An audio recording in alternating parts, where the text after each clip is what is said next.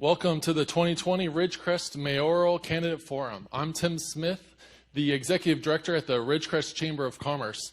This is the second of 3 public service candidate forums being presented by the Ridgecrest Chamber of Commerce, the Ridgecrest Area Association of Realtors, and the Indian Wells Valley Economic Development Corporation. We thank you and the City of Ridgecrest for making this venue available for these important forums and for making time tonight. One of the candidates wanted to make note that we set this date prior to the presidential debate, and so apologize for that inconvenience, but this will be recorded and available at a later time. As we begin, I invite you to join me in the Pledge of Allegiance. I pledge allegiance to the flag of the United States of America and to the republic for which it stands, one nation, under God, indivisible, with liberty and justice for all. Thank you. As we prepared to get underway this evening, I want to thank those attending for following the CDC guidelines and coming to the chambers tonight with your masks, and want to ensure everyone that they were only removed once permanent or social distancing practices were abided. At this time, I want to welcome our candidates for our Ridgecrest mayor. On the far side, we have Lindsay Stevens, we have Christian West, Thomas Wicknick, and Eric Bruin. And I welcome you, our virtual community who are viewing online, and a special thank you to those of you who submitted questions for consideration. Now I'd like to turn it over to our 2 moderators for this forum. Good afternoon. I'm Scott O'Neill, Executive Director of the Indian Wells Valley Economic Development Corporation. And I'm Norman Alexander, President-elect of the Ridgecrest Area Association of Realtors. We'd like to start by reviewing the rules of this event, which is being streamed live to the public. It's also being recorded so it can be viewed later via the city website. Our goal in sponsoring this forum is to give you a chance to share with the public some information about yourself, your motivations, and views. It is also to give us, as representatives of our community, a chance to ask you some important questions. In preparation, we have sought such questions from our community. The questions we will ask are synthesized from these submittals. Each of you will be given a chance to respond to each question. Initially, each candidate will be given 3 minutes for an opening statement. Here we hope you will tell us about yourself, your qualifications, your motivation for running, and if elected, any ideas you bring to the post. After these introductions, we will move to the question and answer session. The question will be posted on the screen for your and the public's reference. Each candidate will be given dedicated time to respond to each question asked. The amount of time allotted will be announced following each question. To be fair, each candidate will have an opportunity to be first in responding to a question. A random draw was used to select who starts the response to the first question, and then we will proceed in sequence to your left based on where you chose to sit. We anticipate asking 7 questions. We expect each of you to be cordial, respectful, and well-mannered in your responses. If you choose to target a particular candidate after you complete your response, we will give that candidate 30 seconds to rebut. So please keep this in mind. Following the questions, each candidate will be given 1 minute to share any final thoughts or reason why you think the public should vote for you. For the 7 questions we have planned, we should be done in about 90 minutes. Rebecca McCourt from the IWV EDC and Donna Hawker from RAR will be our timers. Donna and Rebecca, please stand so they know who you are and where you are. All righty.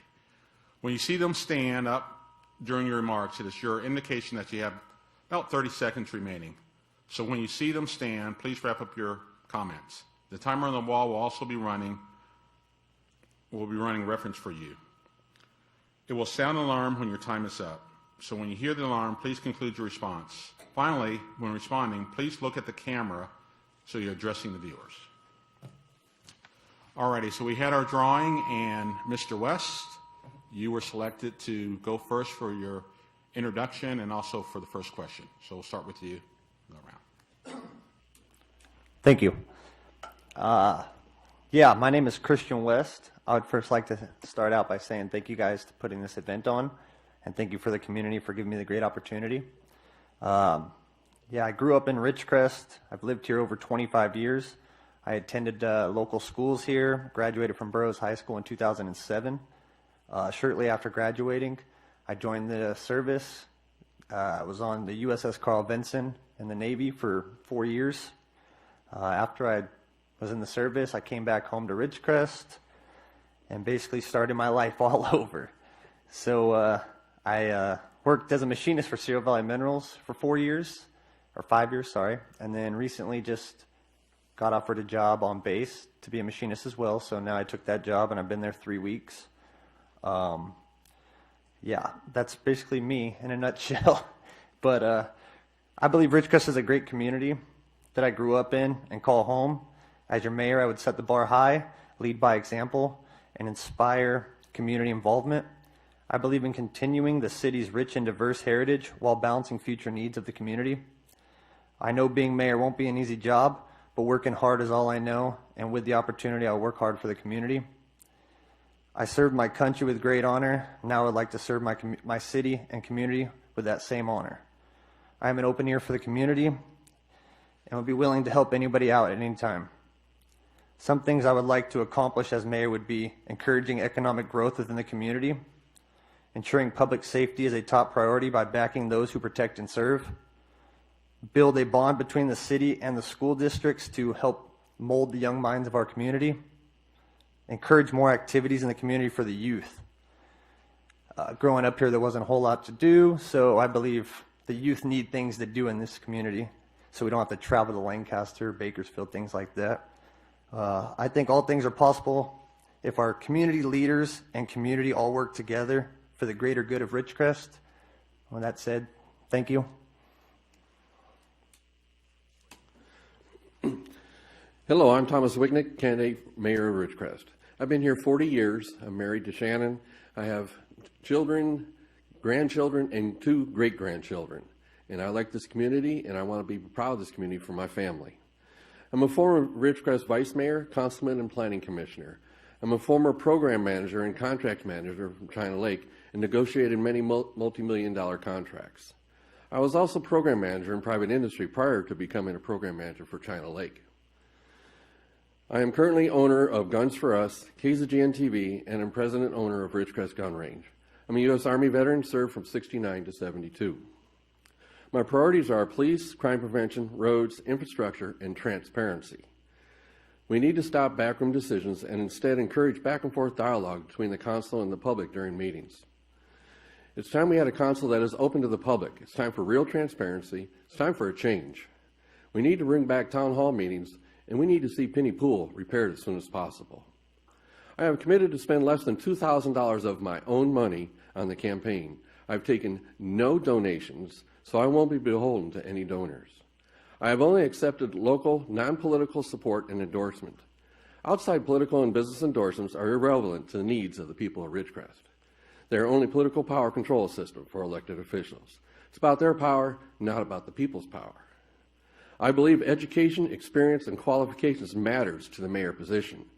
It is only a 2-year term. A person that gets elected without important city government background will take at least a year to hit the ground running. I'll be ready day one. I have extensive government experience. I have been elected to Ridgecrest City Council twice in the past, including as vice mayor. I've served on the Planning Commission, Kern Council of Governments, and various other city and county committees. I'm also a Ridgecrest Police Department Reserve Officer, PAC volunteer, and volunteered to be the Code Enforcement Officer for 2 years.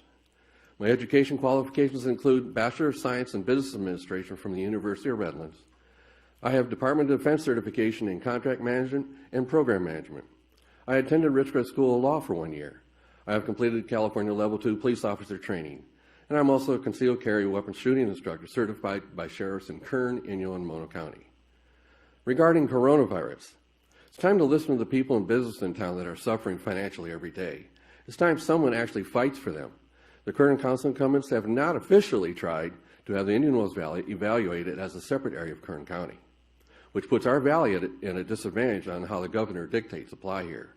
The council never had one official agenda item for an official vote to apply for separate evaluation criteria. All they did was ask for the county to look into it for them. Enough's enough. Now water. It's time the city actually has a town hall for the people to provide input on the water issues facing the valley. Open up the council chambers while maintaining distancing. Wear masks. It can be done safely. All we need is a council ready to fight for the people. For this to be accomplished, we need a mayor with the necessary education, experience, and diverse background, and is ready to listen to the people. Remember, experience matters now more than ever. I respectfully ask for your support. Vote Thomas Wicknick. Good evening. My thanks to the Chamber, the Realtors Association, and the EDC for holding this event. My name is Eric Bruin. I've proudly served for the last 16 years as the President and CEO for Desert Valley's Federal Credit Union. I'm originally from Los Angeles. I was relocated here for the job and have made Ridgecrest my home. My wife Sharon and I raised 4 beautiful children, Garrett, Grant, Gavin, and Grace, and I'm very proud to consider Ridgecrest my home. I've been in the credit union industry for 23 years. I'm 44 years old. It's the primary work I've always done for my life. And the reason is because I'm good at it. And in Ridgecrest, I've been able to turn around a struggling $11 million credit union into a $52 million thriving pillar of community service. During that time, I didn't just sit back. I've been working with elected officials and with our city officials advocating for this valley in DC and Sacramento for over 15 years. A lot of people don't know what I've done in the background, but I've worked tirelessly, and I was a single-handed influence in getting per diem passed, as well as the TID. But I could go on for my background as far as an Eagle Scout, a Ridgecrest Charter School advocate, and for those who truly know me, a Star Wars fanatic. But I want to talk about issues, and I really want to talk about 3 issues. First, let's talk about jobs. For us to be successful in this town, we have to have a healthy post-COVID jobs environment. And that means we need to look for those opportunities that bring in young professional families and bring jobs back into this community. COVID is going to be with us for some time. It is going to have economic ramifications that we have yet to see. We need to understand that our community has to do everything in its power to say yes. We have put so many times a way to say no rather than a way to say yes. And while we can do that, we can do it while still retaining the small town charm that we all love. With water, nobody's going to like what happens with water. Growth is going to be extremely difficult with water. But the fact is that, like it or not, Ridgecrest is not on an island. We don't exist in a vacuum. We live in a desert, and we are going to be beholden to state agencies. We're going to be beholden to groups, and we have to understand that. I haven't been part of the water process for the past 4 years, but it's gotten us to where we are today. The one thing I will do is commit to making sure that we have a place at the table at all times for our city. Finally, financial. Confidence in our system needs management. For the last 14 months, we've been rocked by 2 separate events, and they've changed our economics, and we have to have financial people that understand how to manage through those crises. I'm that type of leader. I've got that background, and I'm ready to put it to service for my community. I look forward to talking with everyone else over the issues this evening, and thank you for being here. Hi, I'm Lindsay Stevens, currently your Mayor Pro Tem, and I want to thank you all, as the others have, for hosting this and for working it so that we can share our thoughts on these issues pertinent to the city. My husband and I moved here in 2012. My husband has a job on the base, and we have 3 children. I have a bachelor's degree in architecture and a master's in urban planning. I have been honored to be a public servant for the citizens of Ridgecrest, both in Planning Commission and for the past 4 years on City Council. The past 4 years, I have been hard at work for the citizens. I want to give you a few examples of what I've been up to. For parks, I discovered purchasing contracts while reviewing Upjohn and Pearson Park upgrades. Using these contracts, we were able to save over $100,000. We got more equipment that was higher quality, and it expedited the process. I also spearheaded the Freedom Park Enhancement Plan, which we built a splash pad and got a movie screen to encourage the park being used as a community gathering place at the heart of our community. I also have been working with staff on obtaining a grant for a much needed pool. Our community, I would like to encourage you to participate in our upcoming meetings. It's a competitive grant and it's very important for you to participate. Kerr-McGee Sports Fields, we were able to use a local contractor. Initially, we received bids from out of the area and costs were going to be overrun greatly. And a lot of the important things the baseball players and soccer people wanted to see were going to get cut. Roads. I brought forth a proposal to buy a slurry seal machine. The program has been very successful and it has saved us thousands, and we are looking to expand that more. Economic development. Formed a committee and have been chairing it. Got new consultants. We were able to get meetings, and we've secured 2 hotels coming and restaurants like Panda Express and Chipotle. We also did a much needed upgrade to the city website. We are also looking at joining with Main Street America to revitalize our downtown. And I also created a development guide on how to navigate the development process here in Ridgecrest. I have been working with local developers on figuring out how we can make our town more friendly. Water, I have been an advocate for the people, listening to the people, and reducing our fees. I believe some of the costs have been high that have been proposed. And for COVID, I have been very outspoken on our need to open. And I'd ask that you vote for me so that I can continue to serve you and be hard at work. Thank you. Okay, we'll get started on the questions here. One final comment. We will preface a few questions with some contextual information that we would like you to consider when preparing your response. The actual question will follow immediately and will remain on your screen for your reference and for the public's. Okay, so let's jump in. First question has to do with vision, strategy, and priorities. What is your vision for Ridgecrest, and how will you use it to identify a subset of priority policies and initiatives that will be emphasized during your term? What are the critical barriers that we will need to address, and how will you approach these? How would the city be or look differently in 5 years if your vision and policies are achieved? You'll have 3 minutes to respond. Christian.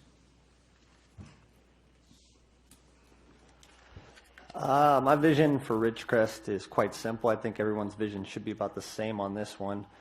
We need economic growth as far as everything goes. I believe we have great small businesses, but we need to expand that out and maybe offer help if people need it. But we should bring in larger businesses maybe. Like, I believe the casino is actually going to be a great asset to the community. I know some people do not. I actually had the chance to talk to the tribe chairwoman, White Dove Kennedy, and she was actually gave me some peaceful insight on that, and I do think it'll bring great economic growth for the community as well. So I think as a community, we should bring and welcome more larger businesses, smaller businesses, everything to the community. That way we can grow and creates more jobs and everything for the people. Public safety is a huge thing too. I believe that everybody needs to be safe. Whether you're at school, home, work, anywhere you go, you should always be safe. So I believe in public safety is a huge thing. I know we got rid of the jail a while back, so now we just have a RCPD holding cell. I don't know how we could go about getting that back, but I believe that would save a lot of money in taxpayer dollars, basically, and the fuel it takes to go to Bakersfield and the loss of a police officer for the day. So I believe that would be something to look into as well, getting a jail back in Ridgecrest. Education's a big thing for me because I grew up here and I know the education system. So, I mean, I know a lot of people say there's no way we can really, as a city of Ridgecrest, the council or anything like that, could actually work with the teachers and the administration, but I think there has to be a way to help out with them, especially during COVID right now. When they do open the schools back up, how are they going to be able to open back up without the community support? So I think that we definitely need to help them out along the way as well. The city would be great in 5 years. I think it'd be larger, attract more people, means more money for the city. Yeah, I just think it'd be great. Thank you. Thank you, Thomas. Thank you. The city is experiencing some new economic development, like Lindsay said earlier, about two hotels coming in and a couple new restaurants, and that's great. And we need to have that development, without a doubt. And the city needs to do whatever they can to encourage that type of development. But one thing I want to talk about is that we have three serious issues to deal with right now in the city of Ridgecrest. The three issues we need leadership to cover and solve. The issues we got are three. China Lake is entering their earthquake recovery period. 2, the city being crippled due to coronavirus, businesses and individuals. 3, we have a serious water problem. Right now, people and businesses are hurting. We should be planning the recovery now. The city should be being proactive in how they do that and how they should help. The city should lead in these issues. The issues must be worked on together. The reason is that each one of these three issues, solutions to them will affect the other issues. They're not independent of each other. They need to be considered together because there's an impact across all three of them. What would I do? My suggestion would be that we would have a town hall meeting, like a workshop. We would have an agenda. First, we would have the Navy come in and give us a brief to the community. Tell us their challenges that they're having. Ask them what the city could do or should do to help them. 2, the city. Ask local businesses and business organizations to brief the community as to how COVID pandemic is affecting them. Listen to individual people as to how their lives are being impacted. Ask each to offer their suggestions on how the city can and should help. I heard a statistic today on TV that this impact is big to the people. The Army is experiencing a 30% increase in suicide right now. Military overall, 20% increase in suicide. So it's not all just about opening up, which I think that is the big step to stepping forward to get out of this crisis we're in and to bring forward improvement within the city. After we have that town hall, we could summarize all the suggestions and create an action plan, a plan that we can assign to task leaders or individual boards or organizations so that they can take this and go away from this meeting with some kind of direction on what we can do together to go forward in the community. Because of that, we should be prepared then for when we finally do start coming out of this thing. Everybody needs help.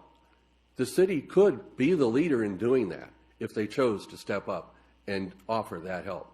We could start by having the meeting right here and have the people come in and talk to the city and lead the way. Thank you. Eric? Okay, well, thank you for the question, but I certainly would be doing a lot more than just starting with a town hall. Let me be real clear. We're going to start with a vision to break certain things that we've done for a long, long time in this community. And the first is the isolationism. We as a community have an isolationist mentality. And what it does is it leaves us at an economic disadvantage, and it has for many, many years. We need to be trying to work towards adopting a hub mentality, and that would be my very first vision for this community. A hub mentality focuses on building the community and building up transit revenue. And revenue is a big, big problem for this community. If we don't think we have a revenue problem at the city level, then we haven't been paying attention. We receive 5% of the property tax bill. That was put in place a long time ago because we had the redevelopment agency. That's gone now. So we have an undershare of what our county property tax revenue is. We also have an undershare of PILT. Anybody who understands PILT and what it means to communities when they're attached to bases, we are not getting the infrastructure support that we need through revenue from the military base. Is it likely to change tomorrow? No, it isn't. I've been advocating for 15 years. It took me 12 of those years to get per diem done in 2017.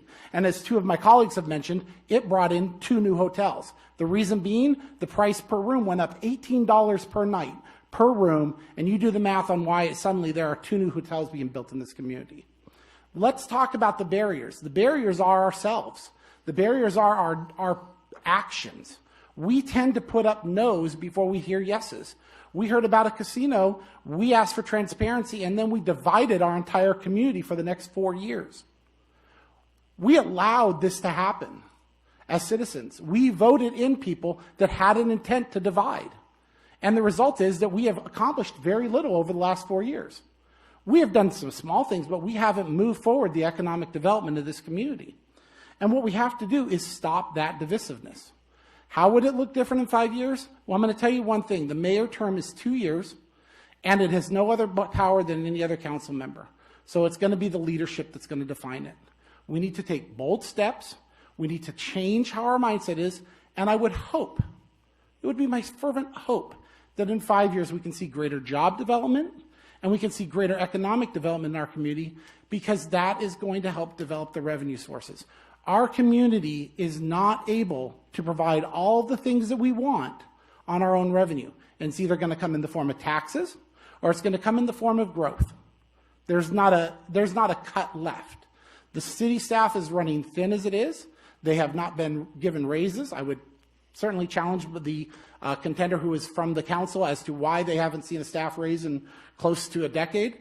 But we have a lot of other economic challenges, and it's going to be developed by working a vision, and start with the isolation and hub. Lindsay. Yes. So first, I would like to say that I think one of the most important things we would need to hold a team building workshop and a strategic session, so that, because it doesn't take just one person can't get anything done. You have to have 3. And so we would need to have a group of us. We would need to have it be open town hall so that we could hear from the public, so that we can develop and hear from our public what they would like to hear and see happen with their town. Critical barriers. Our state is not friendly to development and businesses. So that's one of our barriers, as well as others have mentioned, the GSA. Currently, we are potentially running industries and putting them out of business. So that's a concern. We also need to work on cutting our red tape. We hear a lot from developers that we are sometimes difficult to work with. So we're looking at how we can reduce fees, like the lighting and landscaping district. We're looking at the impact fees that are already being charged, kind of reprioritizing that and joining the lighting and landscaping district fee out of the fees that are already collected, so that they're not paying more. We know we have a recruitment and retention issue, and that is because of our quality of life. And so that's something that I have been hard at work on and continue to want to work hard on. We are looking at annexing out at 395 in China Lake. That will help capture traffic on 395 and bring in more revenue. We also need to look at addressing the landscaping issues in town. From the water fees already being hiked, many people have shut their water off, and a lot of people have let their landscaping die. It is an eyesore. It's not attractive when people are driving through the community for the first time. We are working on a park grant that we've already received, and with that we're looking at expanding our fields, like a baseball, soccer fields, and doing so would allow us to host more tournaments, which will bring in TOT and people for our restaurants and businesses. To address merit, the question about the merit, the raises, our people actually have received raises. They have not received a cost of living raise, but they have all been receiving merit raises regularly. In addition, we brought forth giving bonuses. The last several years, we have been in the green, much more so then we were able at Christmas to give our people bonuses, and we hope to continue doing that. So in 5 years, I just hope to make our community more attractive, and that people are excited when they come through here and be like, yes, I want to live in Ridgecrest. I want this to be my home, and to feel proud that they live here.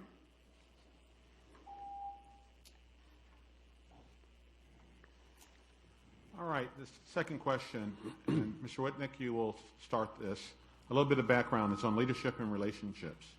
Building consensus on an initiative to be pursued, and then providing the city manager with clear direction that it encompasses a set of priorities, well-defined objectives, and expected outcome is key to making progress. Here are the questions. Describe how you will view the relationship between the mayor and the city council, the mayor's responsibility and executive oversight of the city manager? 2, how will you foster successful relationships? And the last question is, what process would you impose to ensure that the city manager is working on your approved priorities? You have 3 minutes for each response. You do have a few seconds to look at the question. Albert, since you're first. Okay, as far as the relationship between the mayor and the city council, it's without a doubt the mayor is just one vote up here. It's not an autonomous position where they can make decisions on their own. The mayor can make no action without support of at least a majority of the city council. That relationship has to be respectful, and everybody should have time and adequate background so they can have an agenda the way they want to, so they can discuss issues that they think are important. Anybody on the council should be able to make an agenda item and have it on the next agenda or whichever agenda that they choose to have it on. And it should not be blocked in any way. The mayor's responsibility and executive oversight of the city is just that. It's really just an oversight position with no authority, except when we're sitting up here as a city council. But the mayor does have a responsibility to be the face of the community, to be out there when possible and be a public relations person for the community. And then when there's important things going on, be the face of the community so that we can have things go on that need to be going on, like in an emergency or something like that. The mayor's role does become very important during something like that. And the mayor should be there to help and support the staff and the police department as they react to any of the type of activities that may come up. As far as fostering successful relationships, I believe that we've got to get along with each other, without a doubt. It's just important to getting anything done. Relationships also have to do with the relationships outside of the valley, with our other elected officials that are up the chain. At the same time, as being on the council before, I've had relationships with Kevin McCarthy and other ones, and I'm not going to bring up all of them. But you develop those relationships, but those relationships also are important to getting things done for the city. But at the same time, those relationships should not be used as a way to influence voters that I'm the one for you because of those relationships. Again, I've talked to them all, and I can call them up and talk to them again.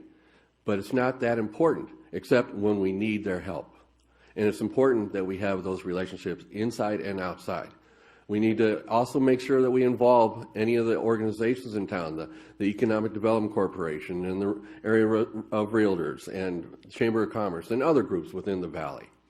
We need to bring them in, have them part of the process so that we have a fostered, complete environment on how we address the issues that are forced above us. And as far as the city manager works for the city council, and the city council works for the people. And the people should have a chance to come up here and say things to the city council, and they should be treated with respect and listened to and have a dialogue with them. Not just listen to them and then say, thank you, and we're done. So the city manager should follow the instructions of the council, the majority of the council. Thank you.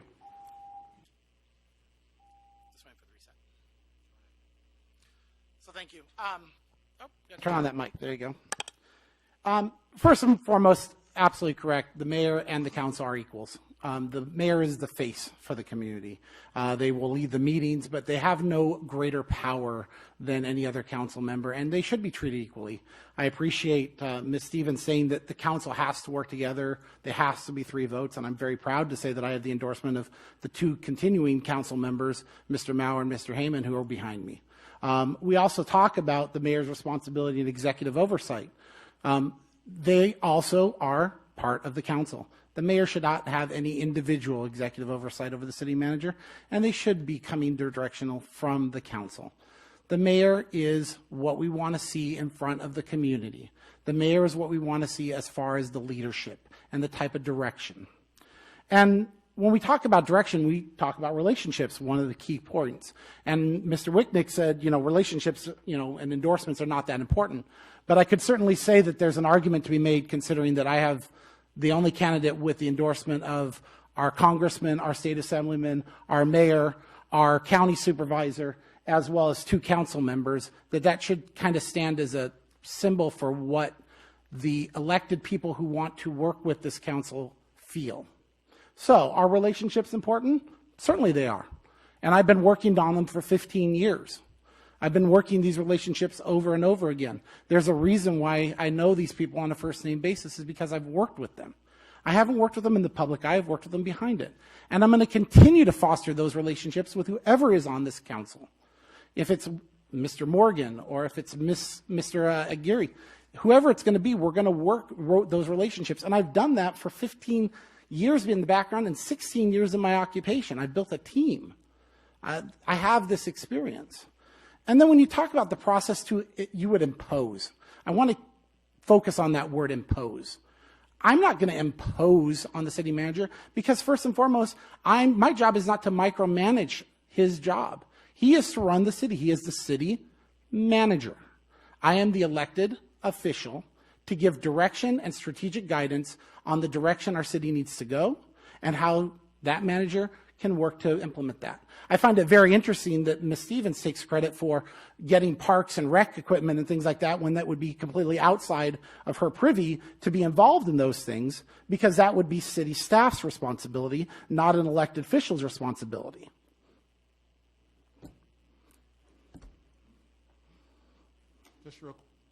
Just real quick.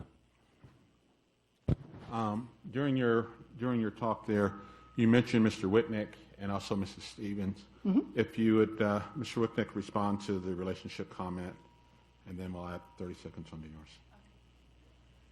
Go ahead. All right, I'll just make one comment as far as that goes.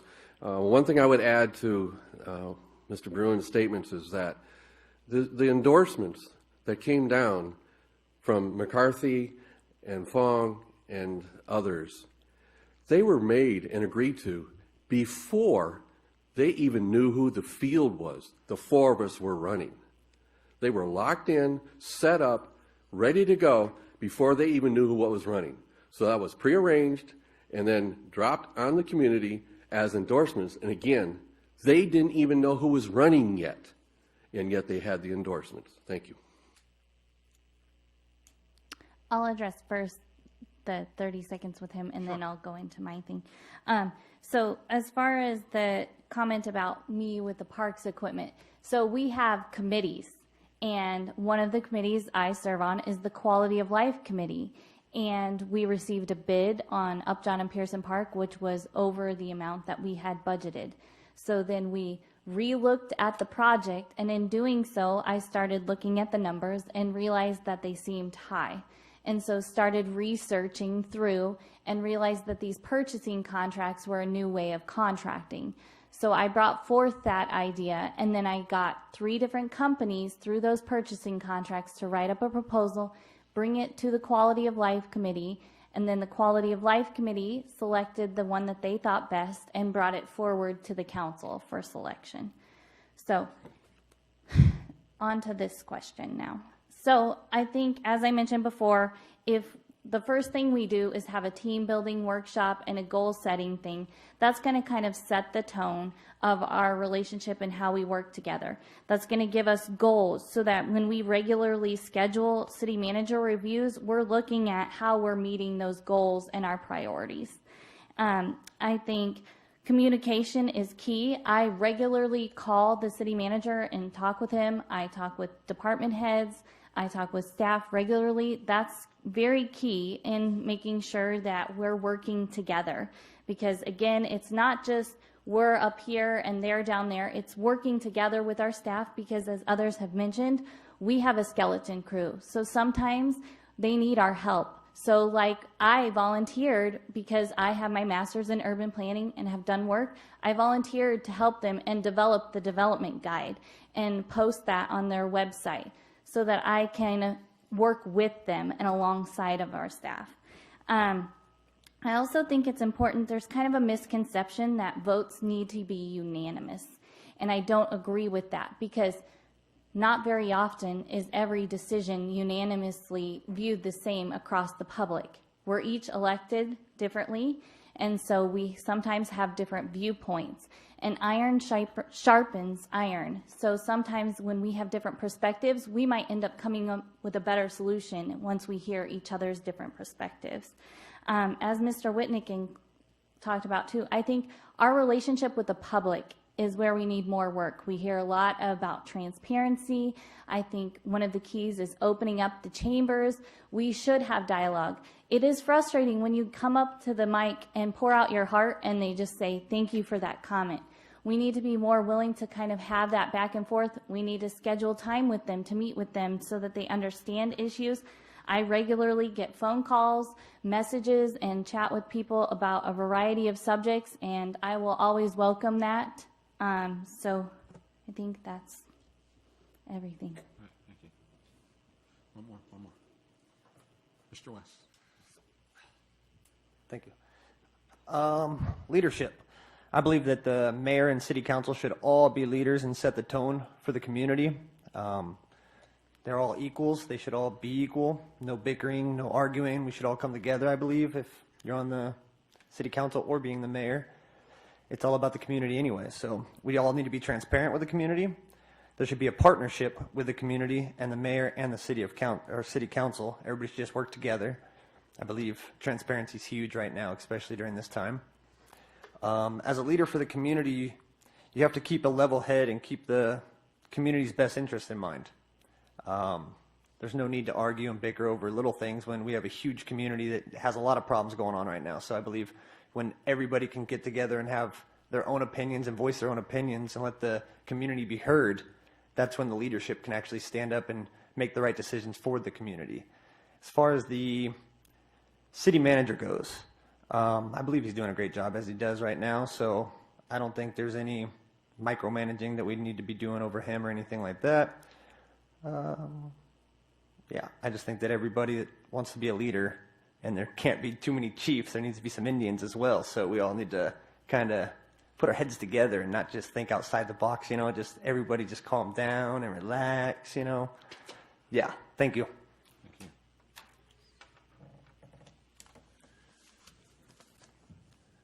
Okay, question number 3 is on economic growth and development friendly. Contractors, local businesses, and the hospital have all complained in the past 2 years about confusing and sometimes mistake-prone and unevenness in the Ridgecrest Planning Department processes and local building regulations. There is a general perception that Ridgecrest is not developer-friendly. Do you agree with this statement? Explain your rationale. What are some attributes of being developer-friendly? And how will you work to promote or improve these? Eric, you get to start and take a few seconds to gather your thoughts and then start.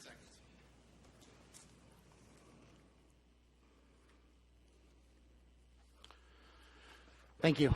So, do I agree with that statement? Actually, I do. I think that one of the things that we've done is we've put ourselves in a position where our brand has been damaged. And we got to think about the city in terms of its brand and its strategy in this question, and especially with economic growth and development. We saw at least 2 significant projects. The one that I know better is Warren's, that shouldn't have reached the stage that they did, and it was inappropriate that they did. We saw people get hurt in the process. And I think that hurt came from, again, a lack of good understanding what needed to be up front and a transparency. And if you really want to dig in deep to the roots of it, think about what is the impact of running such a lean staff, and what is the impacts of having such fiscal challenges on our side. This is why economic development is so key, is when you put additional burdens onto people, you are going to have challenges when they try to accomplish things. I was speaking with the planning department, not the planning department, but Public Works this morning, Mr. Lauer, and they have 3 people working at the wastewater plant right now because they can't retain and grow people. That's a challenge when you talk about building out the future knowledge of what the city needs or what that development needs or what Caltrans said 5 years ago. We have put ourselves in a deficit position by being as lean as we are, but we had no choice. That was our fiscal requirements. So what are attributes of being development friendly? I think we need to look at what type of developments. I think we need to be reaching out to what are our strengths. We have one of the greatest technological bases in the world right next door to us, and we have very, very little technology development happening outside of the gate.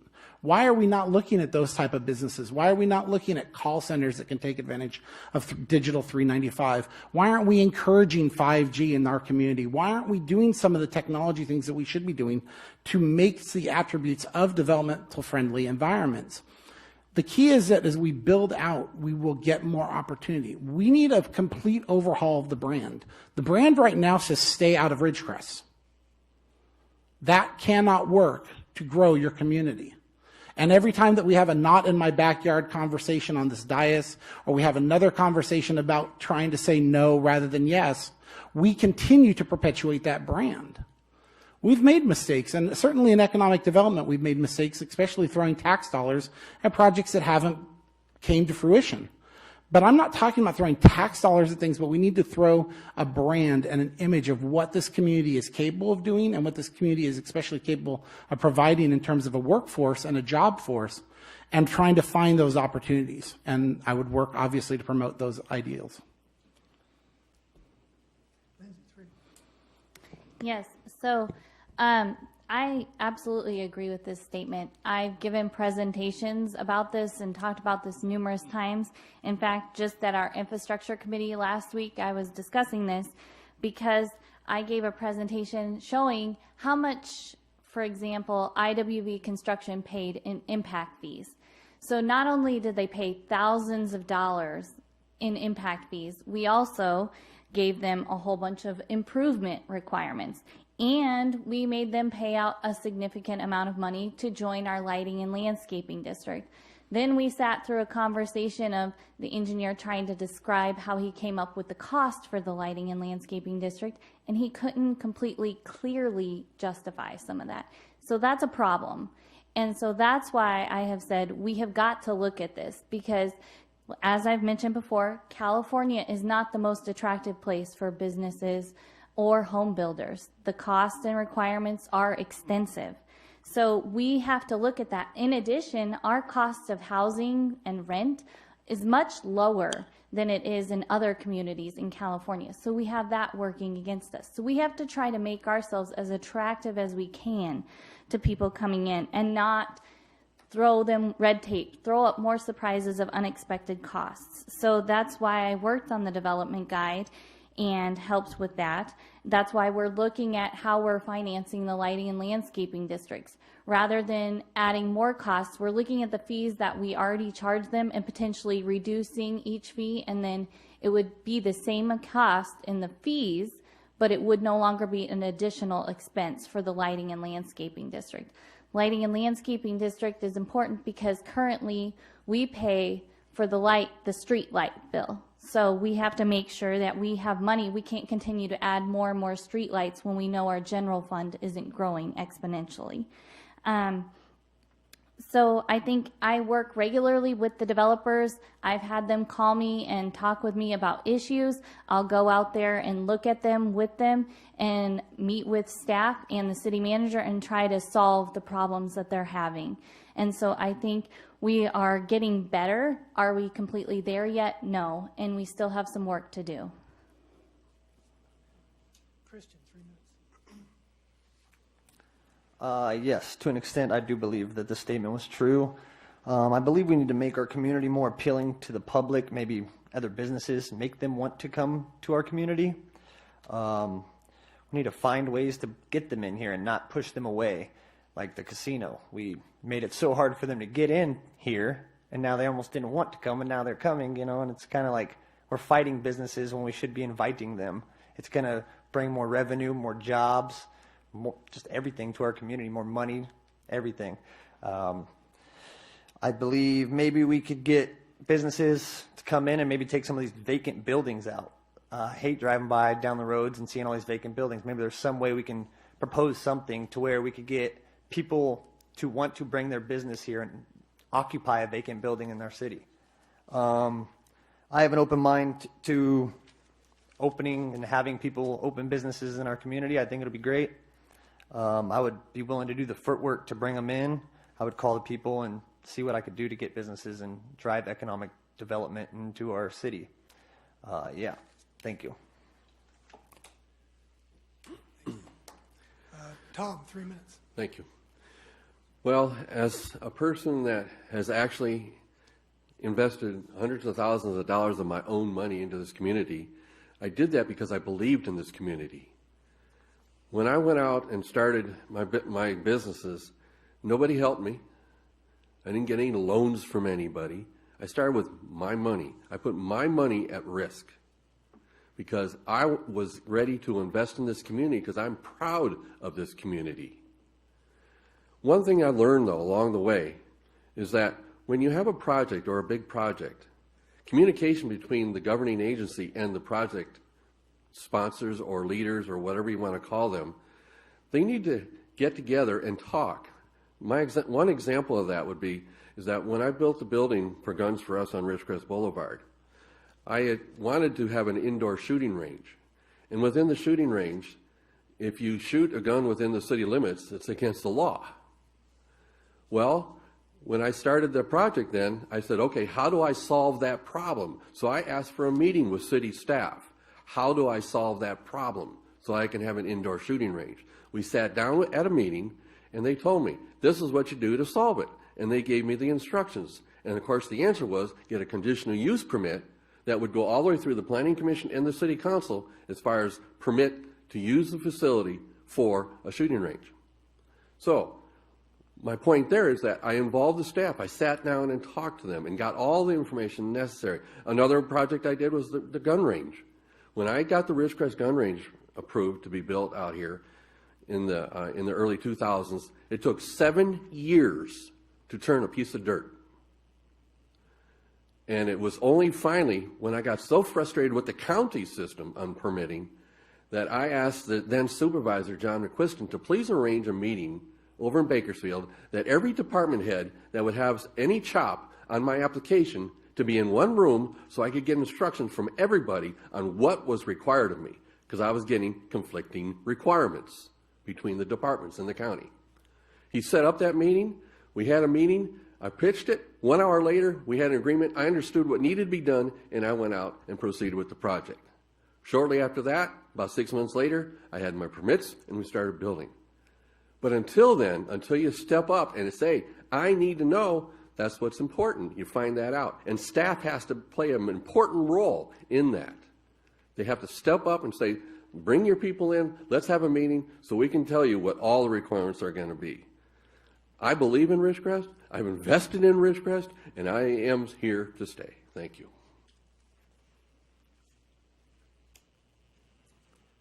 All righty. Question number 4, and I have to keep reminding myself and Ryan to stay close to the mic. I think everyone's doing a good job.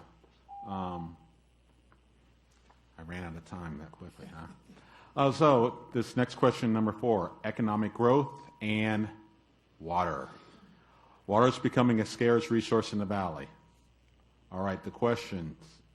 Describe your outlook for our community, for our local economic, in this emerging area of reduced water pumping.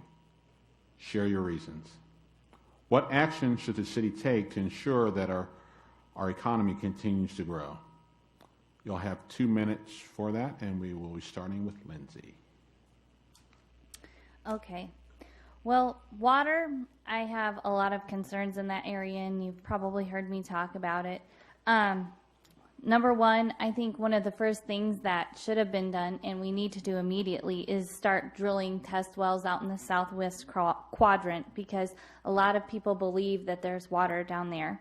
I also have concerns over our water recharge rate that we selected. Many of the reports you would look at, you would see that we should have done a higher number than 7,650, maybe up to 11,000. And if we had picked 11,000, that would give us some more room, because then you add in the water recycling from the sewer treatment plant, which is another 2,000 acre feet. I think by the way we have taken, we are making ourselves look less and less friendly to growth, and that concerns me greatly, because one of the important things we need to allow for in our community is growth. It's something that we continue to talk about. I think it's pretty telling that the IWV EDC and the Board of Realtors both had concerns and were not fans of the replenishment fee that just passed. So I think we need to relook at that, and that's going to greatly impact us. I think our city needs to take a stand and say, we can't move forward this way. I think we also need to look at, again, just exploring more and making sure that we're doing reasonable things. Many other basins are not following what we have done, and so we need to take a look at why we are doing things so differently and our costs are so much higher. Okay, Christian, 2 minutes. Thank you. Yeah, I think that the groundwater board, maybe they should have taken a little bit more time on that and postponed it for a later date when they actually had all their numbers in line and everybody knew exactly what they were going to be paying. Because I know I worked in Cerro Valley Minerals for 5 years and everybody was scared of they were all going to lose their jobs and everything was going to go downhill. So they had a petition coming out for us to sign, and everybody was just signing it, but they didn't even know what they were signing it for. So I mean, as far as that goes, I think that there should have been more clarity on that. I didn't even know. I didn't sign. I didn't know what was going on. I was like, whoa, hey, I've signed on the dotted line before, and it got me in the Navy, so I'm going to hold off on this one for a minute. So, yeah, I mean, there's a lot of things that go into that, I believe, and I'm not going to be the expert in water, so I'm going to let that be for the experts. That's why we have a water board, and I think the 4 candidates that were here last week did a great job on everything they spoke about, looking for new wells, looking at everything. So I would just back I'd put my trust in them, basically. Actions as far as the city could take to ensure our economic continues to grow. Basically, yeah, we've all been talking about that. I think that we just need to ensure that we, as a community, open our minds and our arms, basically, to grasp new businesses to town and not be stuck on the same old businesses. Same old businesses are good. I think we should still support our local businesses, but we should also have the mindset that we need to grow. We need to have more businesses. It's great for the community, I believe. So, yeah, thank you.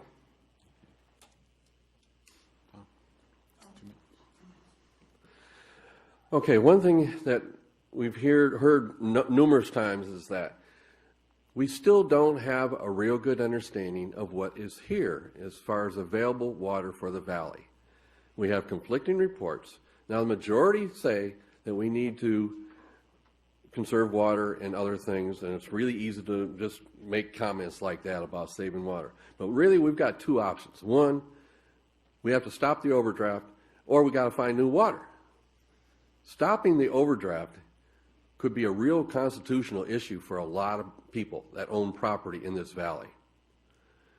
To stop people from pumping when they are already pumping would require somebody to buy them out, to make them whole. If we take away their right, their private property rights to use their area and their land the way they want to, then they need to be compensated for that. And somebody would have to pay for that. Who would pay for that? Us, the people in the valley. Okay? But that burden must be equally shared with everybody in the valley. So that's one thing. You talk about stop it. But if we just stopped all agriculture, it wouldn't stop the overdraft. It would still just slow it down. So the next step you got is that, like Lindsay said earlier, we do have a possible contribution from the city in their sewer plant, in the tertiary treatment at the sewer plant, that making that water available to the community. Again, that will have to mean bringing that water out. The city needs to get their sewer plant building and start doing that now. But this is not an easy issue at this point, but the local economy can be supported as long as we do it smartly. I'm out of time.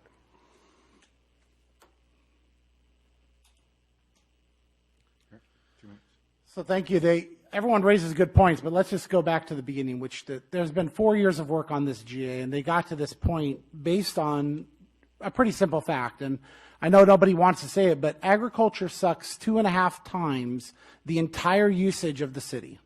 I'm working for elected office for the city of Ridgecrest. And that means that, unfortunately for our position, it does mean that we have to find a way to mitigate agriculture. And that may be agriculture out, that may be agriculture minimized. But the fact is that we are in overdraft, and we're going to continue to be in overdraft as long as we allow one industry to suck up 2.5 times the entire consumption of our city. Fact. Let's also be clear about one other thing that we're going to make sure that we do no matter what in the GA, and that is that we're going to keep our seat at the table. There is absolutely no cause or reason for us to ever walk away from the Groundwater Authority. I believe one of our candidates suggested it. I don't believe it's a good idea. We need to think about water from a perspective. I understand Mr. Wicknick said we need to stop the overdraft and find the water. We need to do both. We live in a desert, guys. It's not a mythical thing. It doesn't rain a lot, we get a recharge, and we've been using too much. If we want to maintain the mission of the base, and we want to maintain the community that we love, we are going to have to find water. The price of water has increased 4-fold over the last year, and it's going to increase 4-fold over the next several years. Water is a commodity, and its price is going to increase. Therefore, action or inaction right now it's necessary. It was flat out 4 years of work had been put into the TAC and PAC to get us to that point, and we have to follow it through. I understand that people don't like it, and I understand that I don't like it, but we don't need to continue the fear-mongering that we did, like Mr. West described, to plant workers.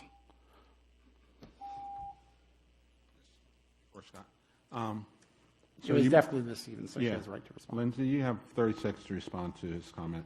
Great. Okay, so the comment about the city coming away from the table was made because, number one, the direction the GSA is taking us is straight into litigation, extensive years of litigation. And the other thing is that they're saying that they no longer have to follow the majority of the city council.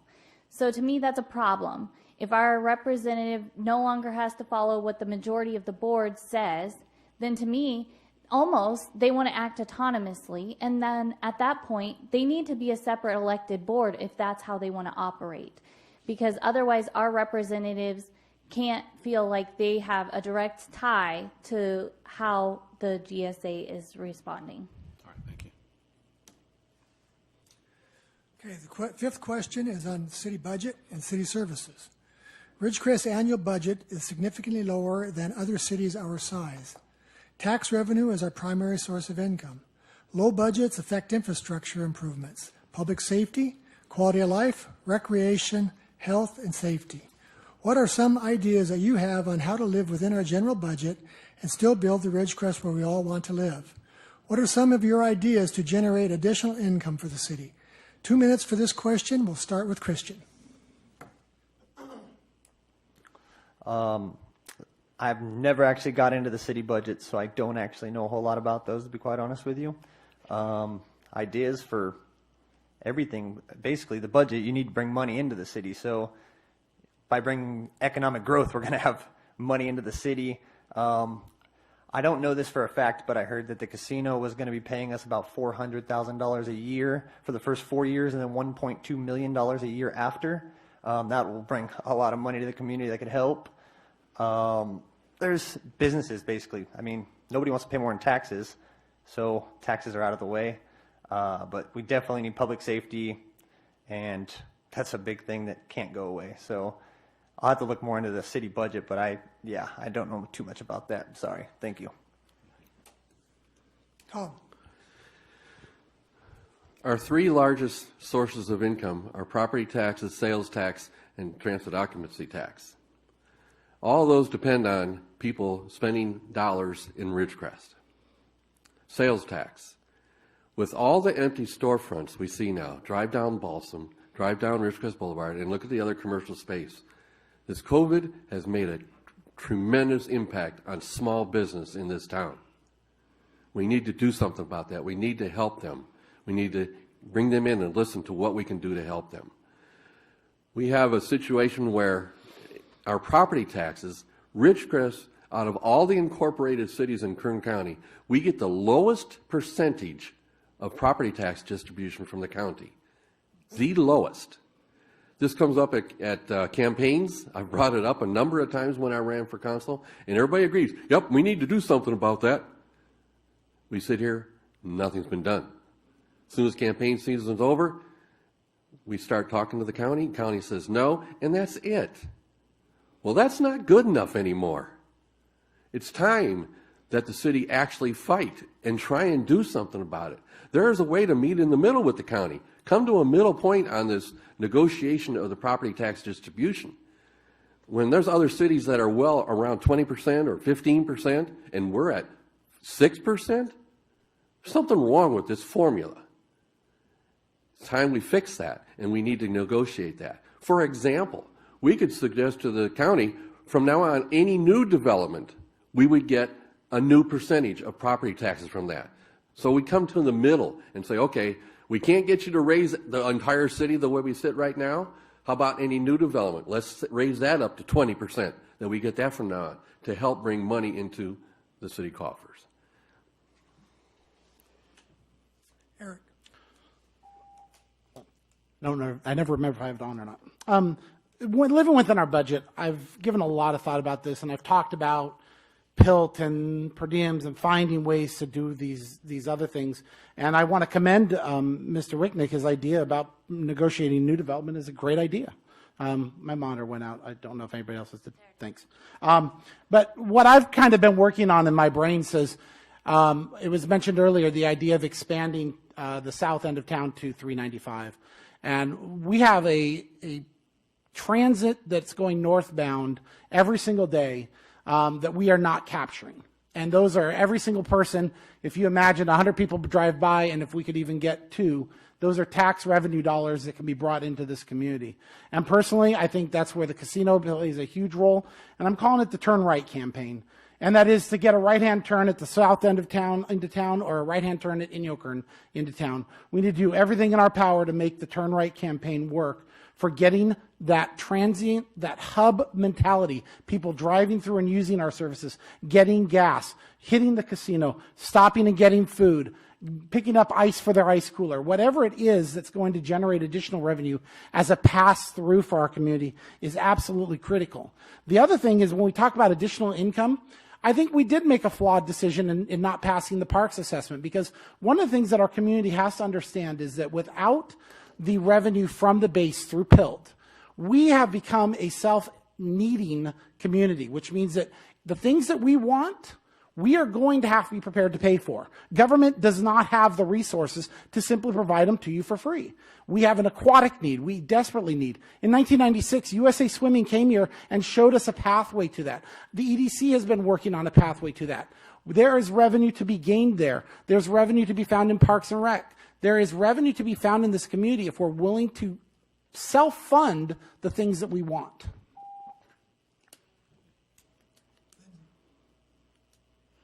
Okay, so I'm proud to state that for the past 4 years that I have been on, and for a couple of those years, I served on the Finance Committee, and we have stayed within our means, and in fact, we have seen us higher than what we expected our revenues to be, which is why we were able to give some of those bonuses. This year in our budget approval process, we approved moving forward with looking at annexing out at 395 China Lake. As others have agreed, that is a great opportunity, potentially like Tehachapi. The truck stops bring in an incredible amount of revenue, and that would also help people know that there's something down the road further when they turn off. I think the other thing we've done is we hired Buxton Analytics. Unfortunately, COVID hit this year, so we haven't been able to maximize on that. But I think bringing a car dealership in town, they are one of the highest yielding tax bases, and so if we could get like a Chrysler, Dodge, Jeep dealer here, that would be phenomenal. Also, I working with RACBB because TOT provides a significant amount of revenue, and if we can bring in more tournaments, I think that will help as well. And as Tom mentioned, renegotiating the property tax as soon as our contract allows. And I think it's a great idea if we annex new parts into the city, making sure that we get a higher property tax rate on those. We are also working on renegotiating our fire services contract right now, so maybe that's an opportunity for us to also have discussions about the property tax rates. All right, question 6 is on advocacy. The recent earthquakes and pandemic demonstrate the importance of having a broad set of advocates to work federal, state, and Navy resources. While working with our congressional representatives was absolutely necessary, it was also prudent to retain professional advocates that have standing relationships with other key congressional forces. Question. What are your thoughts about retaining professional advocates to work critical issues with the Navy and federal and state governments? You have 1 minute to respond. I believe we're starting with you, Tom.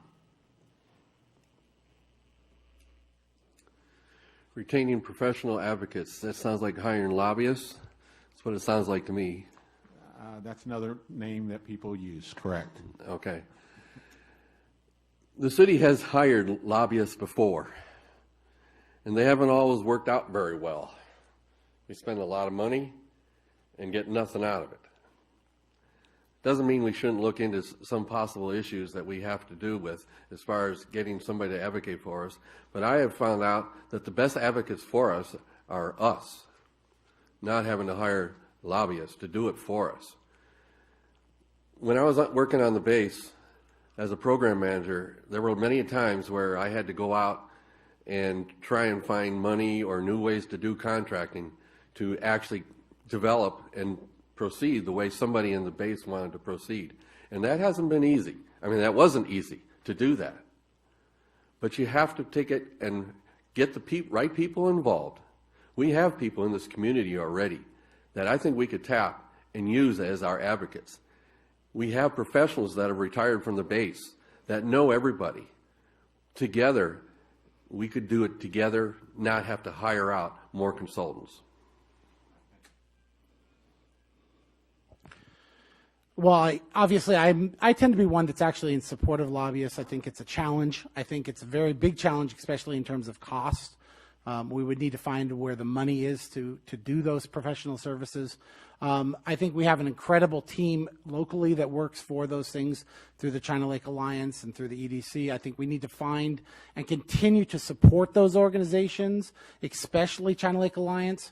I've worked with them for years, providing them office space and doing anything I could in my power to support them.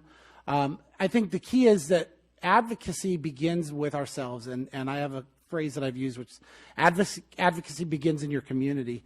And we have to continue to work those solutions. And I want to go ahead and throw out one difference between me and every other candidate, which is I have no ties beholden to the base.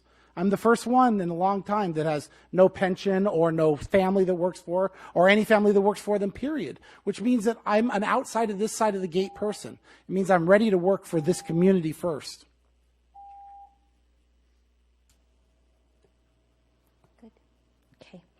All right. So I think as an example with the earthquake recovery, that was a fantastic example of we needed to retain professionals, and I'm very thankful that the EDC and the China Lake Alliance and RACVB came together and hired them, and that helped secure our earthquake recovery funds. I think on key issues like that, it needs to be done, and I think seeing a partnership between all those groups, it's only going to benefit the whole community. I think we need to make sure that we continue to foster our conversations with McCarthy and Fong and Groves and make sure we have those open lines of communications. And so I think that sometimes, yes, retaining professional advocates will be necessary and has proven so. Yeah. So either way, I mean, advocate, yeah, that's great. I think everything could be done at a local level. The community can get involved, and the community could be the best advocate. And yeah, but we could always seek extra help. And yeah. Sorry, lost my train of thought there. But I don't know where I read it, but I read something that said without the base, the community wouldn't be here, and without the community, the base wouldn't be here. So I believe that might as well share a common ground with them, and let's continue to keep working with them, and they keep working with us, and we can keep a great community, I believe. So thank you.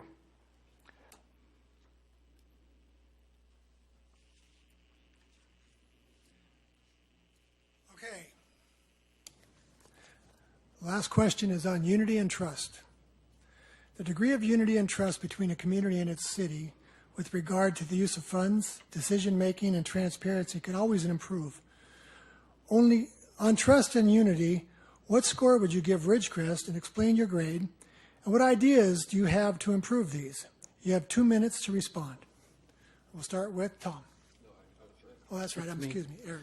Can you give me a range on, are you just talking about, when you say what score, are you talking between 1 and 10, 1 and 5? Whatever you want to use. How do you think we Can we have a agreement upon the panel? 1 and 10? Yeah. 1 and 10. Fair enough. Okay. So on unity and trust, what score would you give Ridgecrest? I think we're probably a 5 in our public eye and an 8 in our private eye. And what I'm going to explain in that is I think that we have let ourselves be extraordinarily divided when we talk to ourselves in public circles, in public channels like social media and things like that. We're extremely divisive with each other. However, if you talk about the personal qualities of this town in terms of unity and trust, my neighbor, the person, the kids down the street, I think that we still have an incredible unity within this community when we decide to come together. I think Ridgecrest, as Mr. Wicknick said earlier, always does its best when Ridgecrest is taking care of itself. And I think that is why I would give it a personal 8 and a public 5. I think a big part of that public 5 is our transparency. We blew the casino. We blew it at the beginning. And we blew it in such a way that we allowed an incredibly divisive nature to enter into our community. We allowed outside interests to influence the 2016 election. We allowed our dais to focus for the next 2 years on unnecessary legal fees and fighting.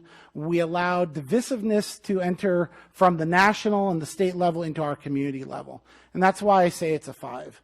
Because I don't want to say it's anything lower than that, because the people that are trying to do it are still very, very honest and good people. And I think that's one of the things that exists in Ridgecrest and is incredibly powerful about Ridgecrest, is the people that live here and want to be here sincerely care about this community. And that's one of the things that why I'm up here doing this. I certainly don't need it as a job. I got 4 kids and a job to run. But the fact is that we have to improve our community, and that starts by eliminating divisiveness. It starts by bringing us together and working towards common goals. Yes, unity and trust, I agree. I don't think that we're doing a great job at that right now. We've come off of the casino and then with the GSA. The casino and the GSA both had a lot of discussions behind closed doors that maybe should not have occurred behind closed doors. The casino should have immediately been brought forward to a public vote of the people, then the contract be negotiated if it was approved by the people.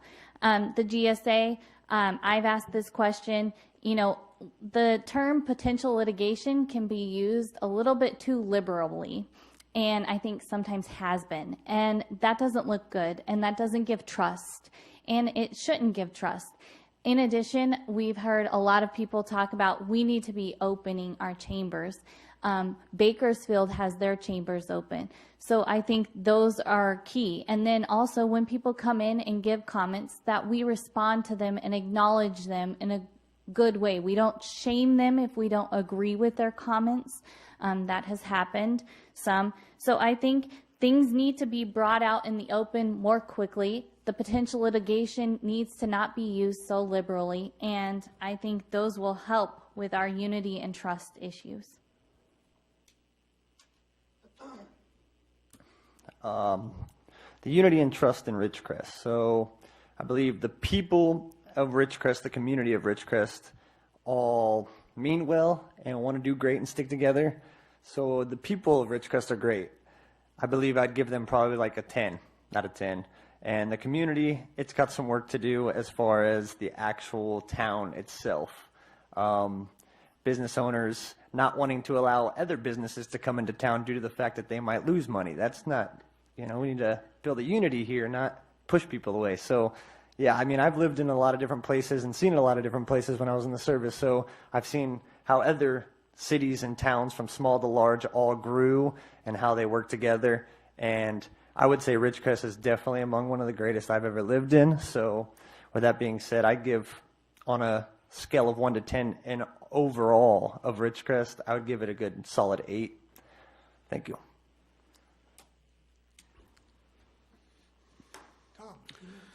Thank you.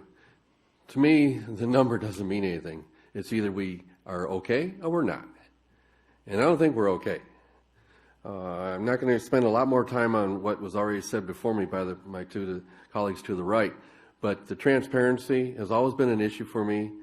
I remember coming to the podium more than once, come up, make comments, and then the public comment period finally ends, and I'm thanked for my comments, and I go sit down. And then when I get to sit down and it goes back to the council, one of the council members starts saying, well, I disagree with Mr. Wicknick because blah, blah, blah, blah, blah, blah. And guess what? The person saying that misunderstood what I was trying to say. So obviously either I didn't say it right or he didn't understand it right. Okay? Well, that's wrong because now I'm sitting out there and I can't do a thing about it trying to increase the dialogue and understanding between the people and the elected officials. I'm shut off. That's wrong. That's why if they've got something to say, they should say it when we're at the podium and say it there so we can talk to each other and understand each other better. That helps trust. It helps unity. There's nothing more as far as unity dividing than this COVID has been. By restricting the people and businesses to finally recover and operate themselves in a safe manner, it's wrong. There is too much hurt out there right now. In my business, I hear it every day. People are mad and they're hurting out there because of COVID. Time we turn a corner, and we can't do that because we're included in the numbers from the east and the west side. We should have at one time, right in the beginning, applied to be separate from Kern County in our evaluation of the COVID numbers. Now, they drag us down, we're down. And that's what's wrong. It was not handled properly. Should have been right from the beginning. The very first month, we should have applied for separate, and the county should have helped us, not stop us. Thank you. All righty. We now are up for closing remarks, and we didn't draw for that, so I think we will just stay with the, we started with? That would be you. Okay, I lost track. You just did the last one? Yeah, I did the last one. All right, closing remarks. You have, I believe, 1 minute. A minute? A minute.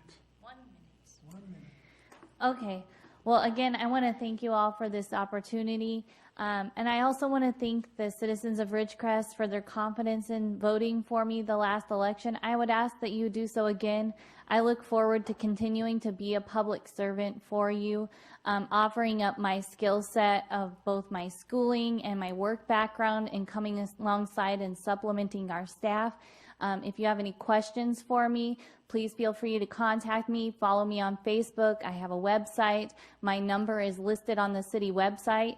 And so please, I ask for your vote for Lindsay Stevens for mayor of Ridgecrest. Thank you to everybody who put this on once again. I do appreciate that. I just want to say thank you to the community and let the community know that I'm here and I'm always open to suggestions. This is my first time up here and I was trying to write stuff down and read stuff, so I wasn't very good, a little nervous, people, so I do apologize for that. Next time will be better, hopefully. But yeah, thank you for the support from my family and my friends and everybody out there in the community. If you need to get a hold of me, just go through my website at westformayor.net. I'll answer any questions you have. And yeah, let's just make Ridgecrest great again. Thank you. Good one. I like that.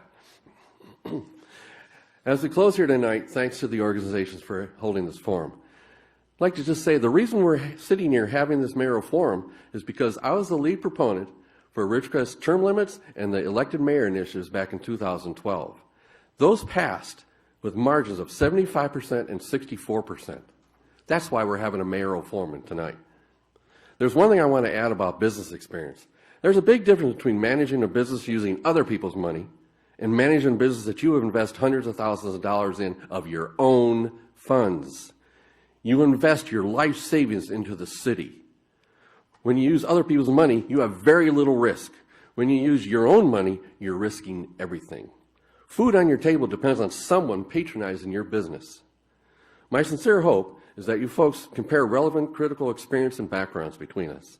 The mayor position is only a 2-year seat. There is no time for on-the-job training. To be effective day one, the mayor has to have city government experience. Please, if you want to go through that, please accept and ask me to be your mayor. I would respectfully ask for your support and your vote. Tom Wicknick for mayor. Once again, thank you to everyone who put this together, the candidates here. We've talked a lot about the challenges our community has ahead of us. And I just want to tell you that I truly believe that Ridgecrest's best days are still ahead of us. We have an incredible community and an oasis in the middle of California, which has oodles of challenges. But we have an incredible community, and if we can put aside our divisiveness and we can start to seek cooperation and we put the type of leadership we need in place, we can do so much more. One of my favorite quotes is that the greatest risk of all is taking no risk at all. And that's what I want to lead by. Bold leadership that does things for this community. I understand Mr. Wicknick mentioned about using other people's money. Yeah, I have. And I've ran a nonprofit corporation that has quadrupled in size in a small town in the middle of the desert. And I did that because I worked tirelessly beside businesses, besides this community. And the time has come for us to put the city first and our personal agenda second. Thank you. I look forward to your vote, and see you on November 3rd. Thank you, candidates, and thank you to all of you who viewed this forum online. We hope that it was a time of being informative and helpful in determining how you decide to vote. Thank you, Norman and Scott, for helping co-moderate this event. And thanks go to our sponsors, the Ridgecrest Chamber of Commerce, Ridgecrest Area Association of Realtors, and the Indian Wells Valley Economic Development Corporation. And a final thanks to the City of Ridgecrest for accommodating the forum, for allowing us to use the city chambers and their audiovisual system. And one last thanks to Sierra Photography Studios, who provided the introductory video. Be sure to join us tomorrow, Wednesday, September 30th at 6 p.m. for our City Council Candidates Forum. It's our last one for this season. It too will be here at the City Council chambers and online for you to view on YouTube. See you then. This concludes our forum for tonight. Thanks. Be well.